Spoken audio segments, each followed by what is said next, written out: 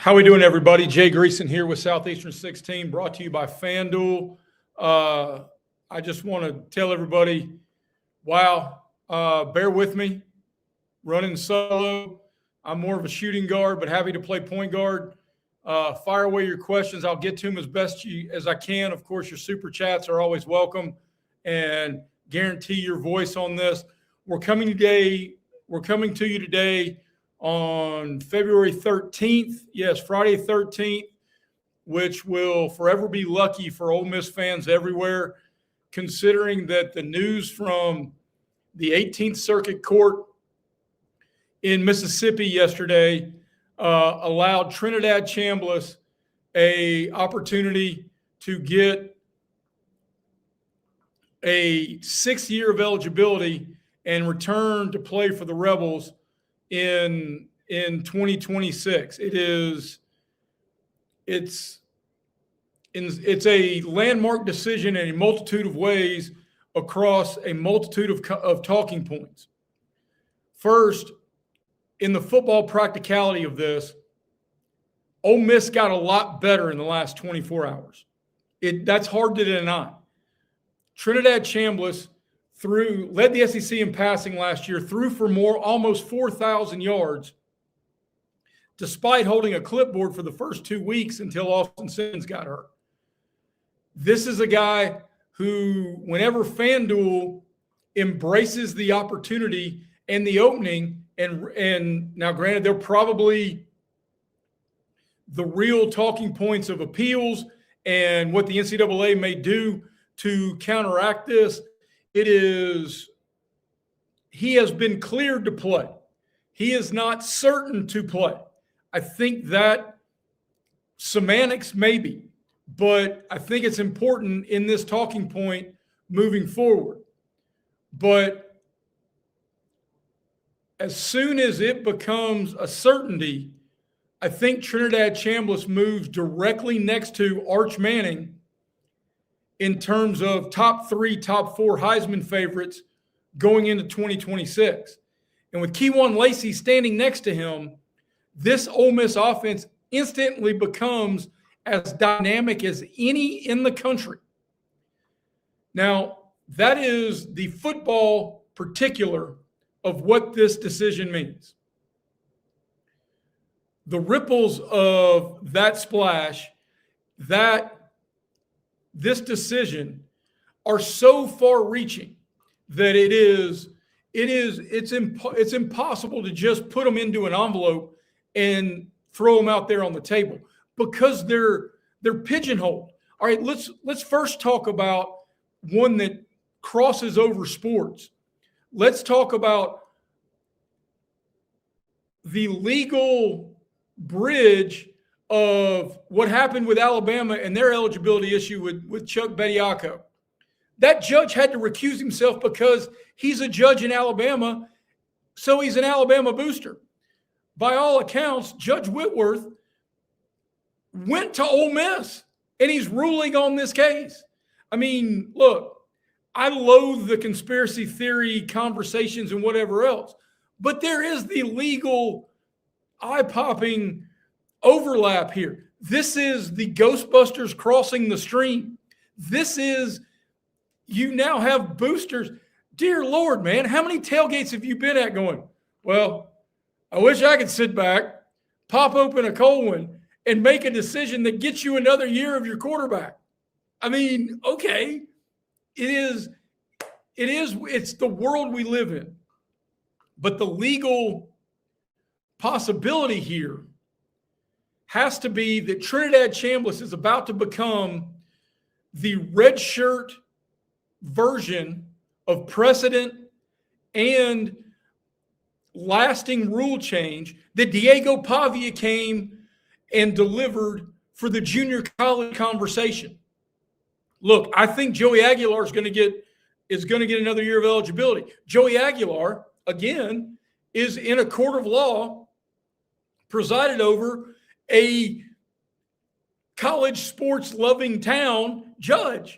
So yes, Joey Aguilar, in his conversations, his details are very similar to what allowed Diego Pavia to play another year at Vanderbilt.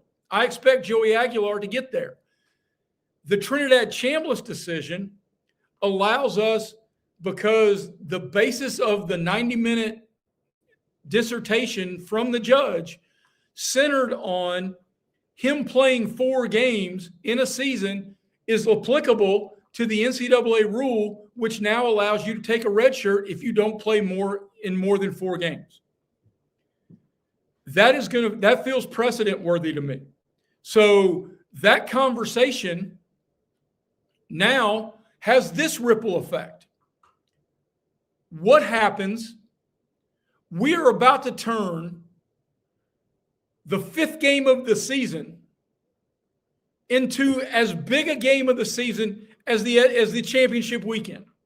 And I say that knowing this. If you're disappointed with playing time, if you're disappointed with how your season starts, if you're disappointed that you find out other guys in your locker room are making more than you, even though you're playing more, the 5th game of the season is the launching pad and the ending point. It launches you to the portal. It ends your opportunity to redshirt. If you play game 5, your redshirt opportunities are vanished. In fact, in some ways, Ashton Daniels probably needs to contribute some money to the Auburn NIL fund, because they sat him out of the late season game against Mercer and gave Deuce Knight a start, which allowed Austin Daniels to keep his red shirt, which allowed him to portal to Tallahassee and make 7 figures. We're about to turn the 5th game of the season into a more important scenario than any bowl game that is not a college football playoff bowl game. So the conversations now is, if you are unhappy, you are holding your cards close to your vest for the first month of the season, and you have the portal opportunity if you stay 4 or under, because you get an extra year. You get an extra year. You get an extra conversation. And that part of this has to be viewed, because of we are now getting legal precedent. And yes, David Speaks brings up, there are guys, there was a Miami tight end last year who was in his 8th year. It is, I don't know if Knox Tall, 9 games, I don't know if, it'll be interesting to see where they set the red shirt number. But currently, it is, if you are 4 or under, especially if you're going to go retroactively like Trinidad Chambliss did. Hey, side note, if Trinidad Chambliss has a brother and his name is not Tobago, so that the family can introduce, these are our kids, Trinidad and Tobago, then they miss an opportunity. I mean, and if they had daughters, name them Turks and Caicos, then I am all for all of those family reunions. If they just passed it, David, enter the chat. When is that going into effect? You can play 9 games and still redshirt. So I think that is depending on, because look, a lot of the conversations specifically about Trinidad Chambliss was he injured? Did he miss time for the redshirt? Or did he get beat out? And I don't think that matters anymore in regards to what this is. This is going to be about roster manageability, which leads me, roster manageability and eligibility issues. I think there is a hidden conversation to be had, whether it's Trinidad Chambliss, who is going to get, I see now this is going to be an extra year, which makes Ole Miss on your short list of SEC title contenders, and certainly on the even shorter list of who's got 2 more dynamic playmakers on an offense. Maybe Texas with Arch Manning and Cam Coleman, but I'd rather have both at the position that Ole Miss has. Trinidad Chambliss has showed us more than Arch Manning. Keywan Lacey's been better than Cam Coleman. So it is It is, man, look, I could turn this into a TED Talk because every one of these uncertainties, it started with Pavia, and I get his legal arguments that he deserves the right to make money. And because I don't know what his NFL future may be. Hell, he may be the best member of the Calgary Stampede in the history of the CFL. I don't know. But maybe there's a talk for another time, because we're talking about Trinidad Chambliss, and I know Max and Blake and the guys are going to get on to me, because you guys are going to see this. As I do these solo, I get on tangents and I speechify. I just know how to, it's all I know how to do. It's how I write columns for the newspaper. I just deliver speeches. This is the time that somebody with gonads and vision and direction, they need to blow this thing up. They've got to blow this up, and the 65 have got to pull out. And the things that we forever based on football, that we wink, nodded. And if somebody picked our school, it's because they love the game and our tradition. If somebody in the 11th hour picked somebody else's school, it's because they were paying them, and it was cheating. And it is, look, everything's in the open. This is Wild West. We have got to come up with a framework of rules. And I think, honestly, to go back to the original conversation, the Trinidad Chambliss opportunity is, look, if you get red shirts, then okay. If you get an injury red shirt, okay. But we got to cap this thing at 6 years, don't we? We can't have Montana State guys playing 9 years. We can't have Miami tight ends. And look, if you blow out your knee 4 times in a college football season or a college football career, I get it. But they're going to have to figure out a way to get a player's representative or a player's board to the table so they can negotiate these things, because 6 years feels like where the limit should be. Now, the eligibility laws, for God's sakes, we don't even know what eligibility laws are. Bediako played 3 years in the G League. Don't even talk to me about eligibility anymore. Don't even talk to me about student athletes anymore.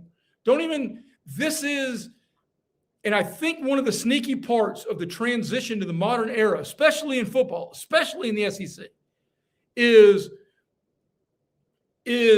the conversation now is going to need to be led by the NFL. And I know you're thinking, what? Well, college football is becoming an NFL model.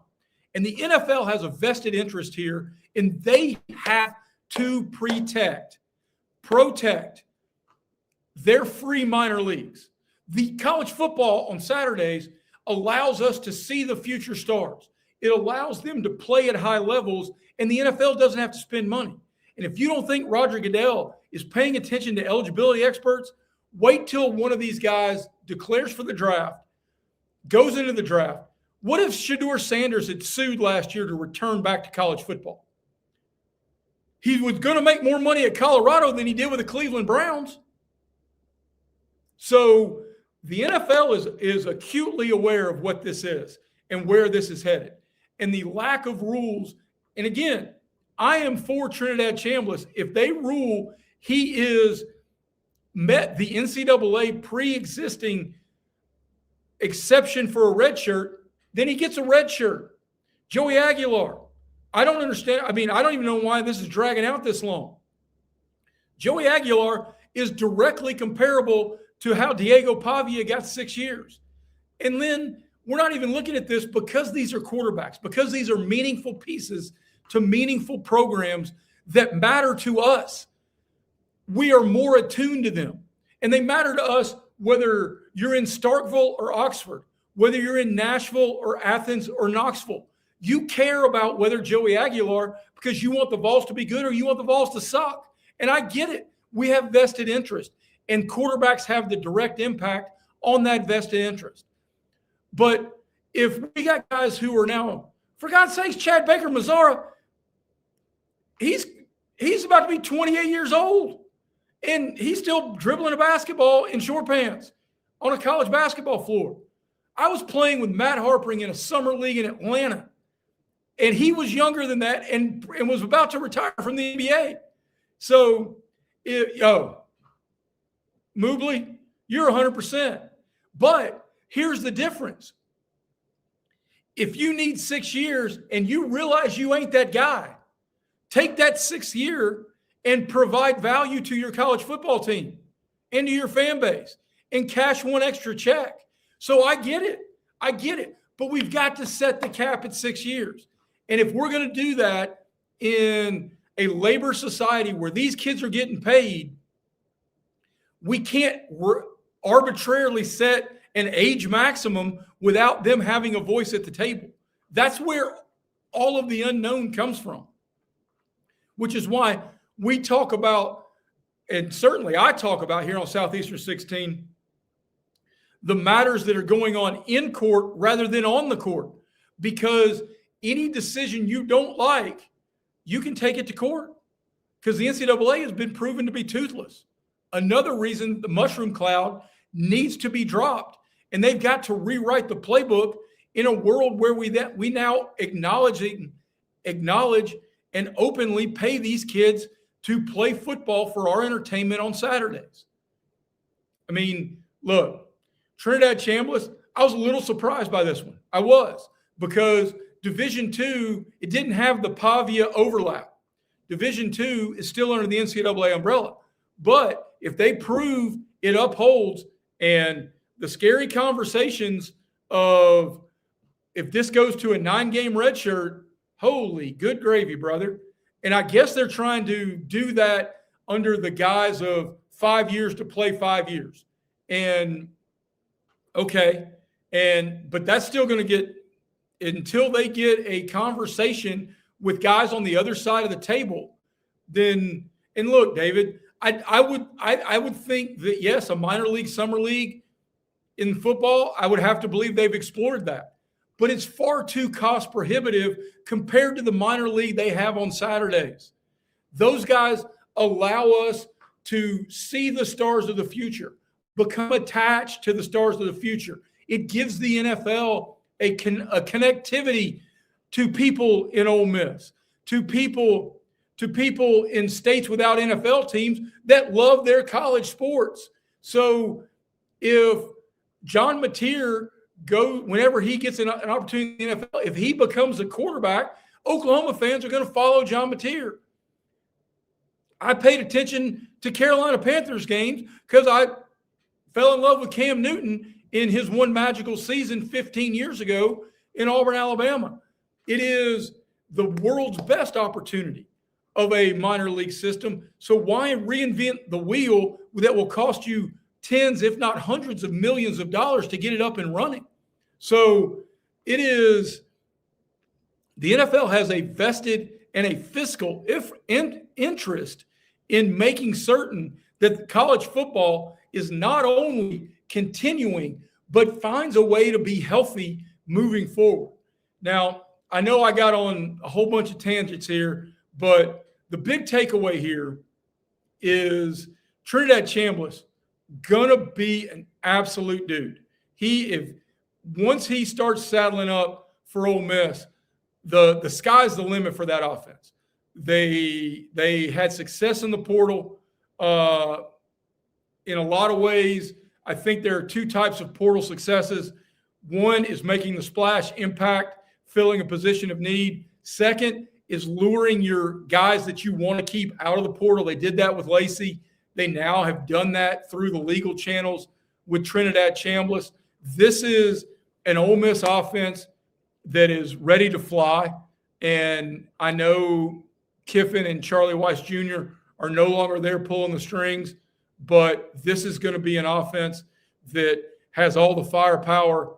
If Trinidad Chambliss is up and running and ready to go, man, oh man, I'd love to sit down with Deuce Knight right now, who left a 7-figure offer from Auburn to sit behind Byron Brown for 1 year, and now it looks like he's going to go to Ole Miss, assuredly for a 7-figure offer, to sit behind Trinidad Chambliss for 1 year as well.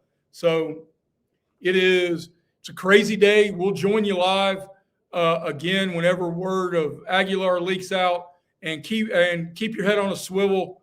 I'm going to start doing some more of these solo things. I'm not real tech savvy.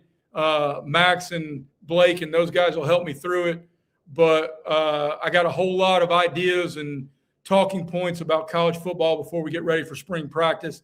So keep your head on a swivel and your eyes out for those. Patronize our sponsors. If you're going to bet responsibly and bet through FanDuel. Have a great day, and don't make the same mistake I did early on.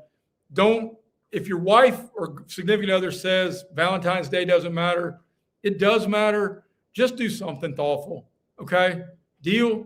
If you take nothing else out of this, take these 3 things. 1, FanDuel. 2, yes, I have a fat face that is magnified by the solo picture on the thing. And 4 things. Trinidad Chambliss is going to help the Rebels.